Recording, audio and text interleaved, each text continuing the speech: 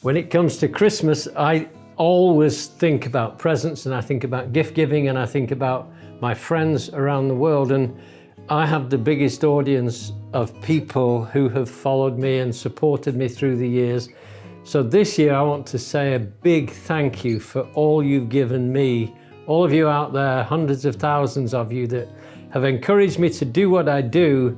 And I'm going to be taking a few days break. I hope you can take a few days off and enjoy time with friends and people that you love.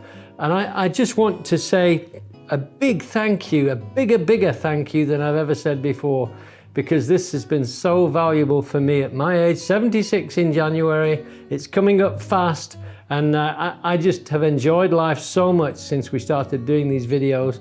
I hope you have a wonderful, wonderful time this Christmas. Enjoy your life and be full of woodworking.